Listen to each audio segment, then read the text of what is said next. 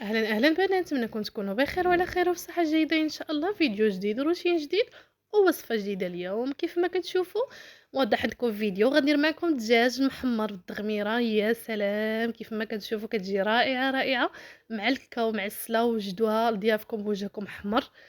نتمنى انكم يعجبكم الفيديو وتابعوا الفيديو حتى الاخير باش تشوفوا الطريقه خطوه بخطوه. كيف ما كتشوفوا بسم الله على بركه الله، هنحتاجوا كميه ديال الدجاج اللي عندكم البنات، 3 4 5 اللي عندكم. وهنا عندي دجاجه وحده هي اللي غادي نستعمل. غادي نجيب واحد الاناء اللي غنوضعوا فيه العطريه او الشرموله. كيف ما كتشوفوا غادي نعبر بمعلقه صغيره، نعمل عمرت معلقه صغيره ديال الكركم او السكينجبير او الخرقوم. عفوا. وهنا معلقه صغيره كذلك ديال السكينجبير او الزنجبيل، ونص معلقه ديال الابزار. كيف ما كتشوفوا ما تكونش حمرا بزاف باش ما يجيكمش عاوتاني غالب الحار. وهنا شويه ديال الملون كيف ما كتشوفوا او التصفيره. وهنا عندي ضامه ديال الزعفران اللي كتعطي واحد المذاق رائع للشرموله ديالكم او الضغميره ديالكم ديال الدجاج. وغادي ندير واحد الضامه بنكهه الدجاج.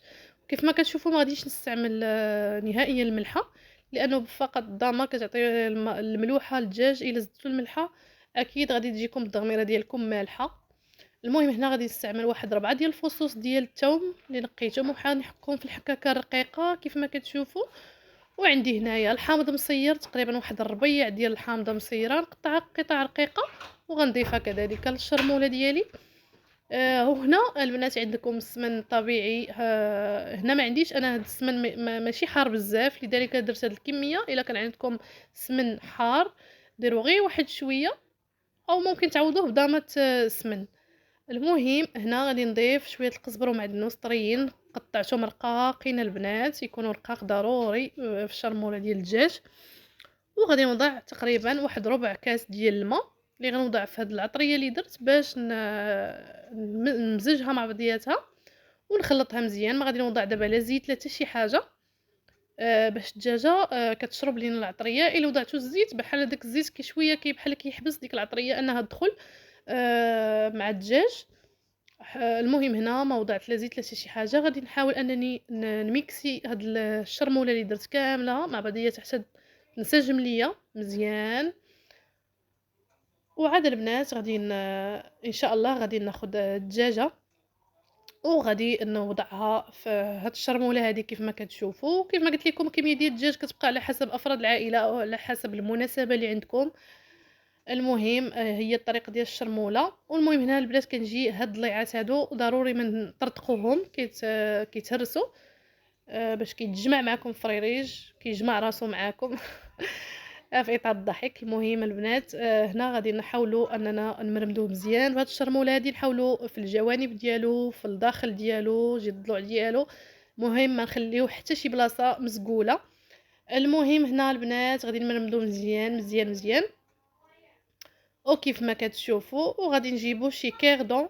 من الاحسن يكون كيردون، انا ما كاش عندي. المهم الا كنتو غديروا مناسبات او شي ضياف او هذا تكوه بالكيردون من جهه الصدر ديالو باش ما تبانش ديك يعني ديك الجرحه ديال الموس.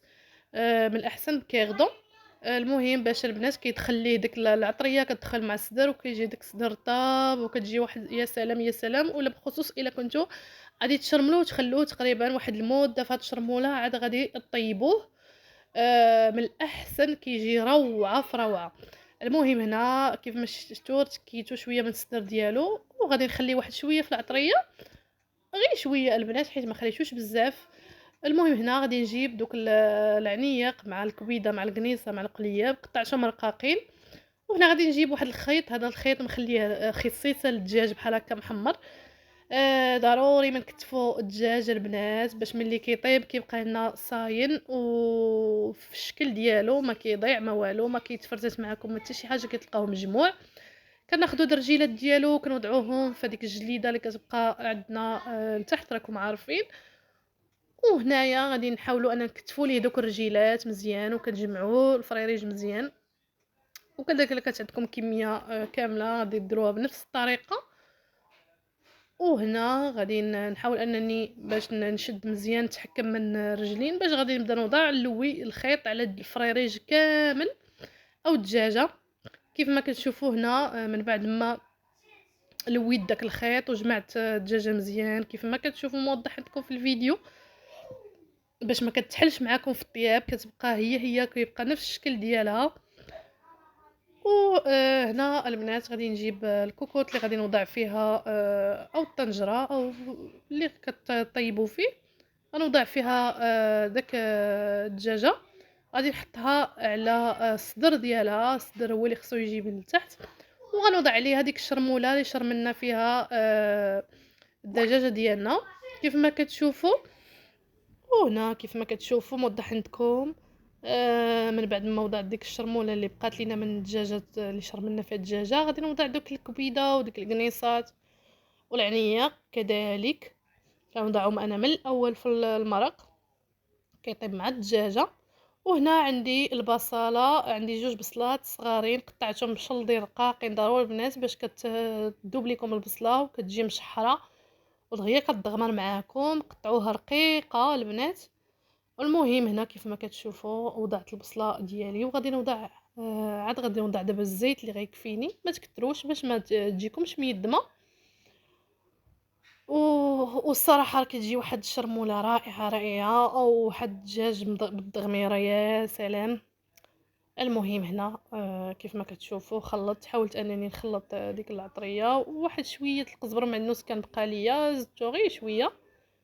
وكيف ما تشوفوا غادي نوضعوه فوق النار. وضروري البنات الدجاج يكون عليه يكون عليه نار تكون عاليه، ما تكونش منخفضه باش الدجاج ما يتفرتتش معاكم، ما يطيبش ويتفرتت. من الاحسن يكون انها تكون مجهده ومع استمرار انكم تبقاو تحركوا فيه باش ما يلصقش، باش تجنبوا انه يتلصق لكم الدجاج في الطنجره ديالكم او الكوكوط. او كيف ما كتشوفوا نخلي شويه الكوكوط منفسه بيد ما تشحر لينا شويه. كيف ما كتشوفوا هنا راه بدا كيطيب. حتى المرقه ما كنديرش بزاف، كديروا غير شويه تقريبا واحد جوج كيسان عامرين ديال الماء، حيت البصله حتى هي كتطلق المرق ديالها. وديك الساعه الا بان لكم خصكم تزيدوه الماء زيدوه. المهم كيف ما كتشوفوا هنا راه بدا كيطيب. نتمنى انه يعجبكم البنات اللي باقيين معايا لحد الان. شكرا لكم مشاهدتكم الفيديو. وهنا راه عندي راه طاب الفريريج ديالي او الدجاجه ديالي. غادي نحاولوا نهزوها بشويه البنات بشي حاجه اللي هي كبيره او شي حاجه المهم نتوما تعرفوا تهزوا باش ما يتهرش لكم الدجاجه ما تهرش لكم وتبقى محافظه على الشكل ديالها. كيف ما كتشوفوا راني حيدتها وغادي نوضعها في واحد الشبكه او شي حاجه اللي باش تسقطر ديك الدجاجه ما كيبقاش فيها المرق، وكنحاولوا انها تنشف من المرق ديالها باش كتجي واحد التحميره فيها رائعه. وهنا غادي ندوزو لديك الدغميره المريقه اللي بقات، غادي نحاولوا نخلو عليها النار وحنا مع التحراك باش كتدغمر لينا وما حدا هي كتغلي وما حدا هي كتدغمر البنات. ومع التحريك بطبيعه الحال باش كطلع لكم الدغميره يا سلام. وديروا هاد الطريقه ديالي في الدجاج محمر وان شاء الله غادي تعتمدوا عليه. المهم كيف ما كتشوفوا غنجيب الطاوه اللي غندخل الفرن. انا غادي نحمرو في الفران، ممكن بغيتو ديروا في الزيت ديروا في الزيت مقلي، يعني تحمروه في الزيت، او من الافضل انا كنفضل انه نحمروه في الفران كيجي زوين وكيجي صحي وما كيعذبكمش، وطريقه كتبقى طريقه سهله وامنه. المهم هنا غادي ندهنوه بالزبده مزيان من الظهر ومن الصدر، مزيان يدهن البنات بالزبده باش كتعطي واحد الطراوه وكيجي محمر زوين. وهنا كيف ما كتشوفوا من بعد ما تغمرات لي الدغيميره ديالي كتشوفوا يا سلام كتجي روعه روعه روعه. الصراحه خصكم حتى تجربوا عاد تحكموا. شوفوا يا البنات الدغميره كي كتجي معسله معلكه يا سلام. وهنا غادي نقدم معكم الطبخه ديالي ديال اليوم او الوصفه ديالي اللي هو الدجاج محمر على الطريقه المغربيه طبعا. كيف ما كتشوفوا غادي نبدا نحط في المرق هو الاول. شوفوا المرقه كيفاش كتجي يا سلام يا البنات، واحد اللذاجات فيها ما نعاودش ليكم. نتمنى انكم كلكم تذوقوا معايا هاد المريقه هذه اللي درت اليوم. يا سلام. وكنحط الفريريج اكيد كيتحط على الظهر ديالو، وكنكمل الحطه ديالي كيف ما كتشوفوا. وغادي ندير له غير شويه ديال الزيتون من الفوق، نرشوه.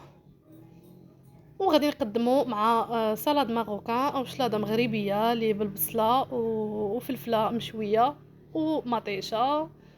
وكيف ما كتشوفوا هذه هي المرقه ديالي وهذا الغديوه ديالي شاركتها معكم اليوم، وقلت علاش لا ما نشاركش معكم طريقتي في الدجاج محمر. يا سلام، كتجي واحد المريقه كيف ما كتشوفوا. نتمنى انكم يكون عندكم واضحه الصوره. يا سلام البنات، ما نعاودش ليكم. وكيف ما كتشوفوا فرافقت مع الشليضه ماروكان وشويه ديال الخيار.